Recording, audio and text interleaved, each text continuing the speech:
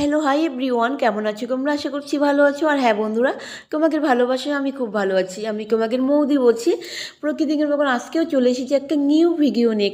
ভিডিওটা প্রথম থেকে শেষ অবধি দেখবে, কেউ স্কিপ করবে না, পুরো ভিডিও দেখার অনুরোধ রইল। তো এর আগের আমি ভিডিওকে দিয়েছিলাম, তো কলিকের মেয়ের বার্থডে হয়েছিল, কেউ দেখো বার্থডে সেলিব্রেশন চলছে। আর দেখো বার্থডে গার্লকে কিউট লাগছে।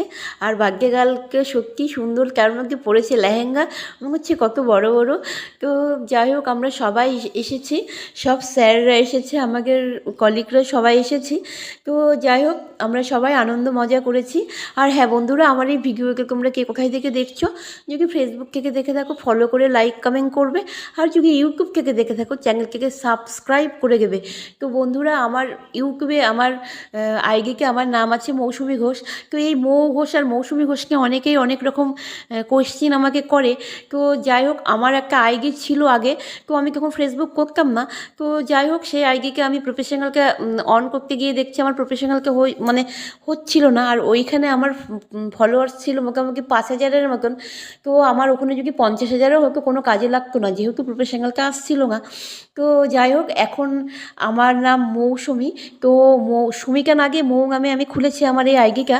তো যাই হোক, আমি চলে গেলাম এখন তিনতলায় খাওয়া দাওয়ার পর্বে। তো খাওয়া দাওয়াকে অনেক কিছুই ছিল মেনুতে। রাধা বল্লভী এদিকে ছিল কাবলি ছোলা, আর প্রথমে গিয়েছিল কেক আর স্যালাড লেবু, এগুলো তো থাকবেই। আর তার সঙ্গে ছিল সাদা ভাত আর বেগুনি আর কাতলা মাছের কালিয়া। তো ছিল দুটো পন্সের রসগোল্লা। আর বাঙালির শেষ পাতে থাকবে চাটনি আর পাঁপড় ভাজা।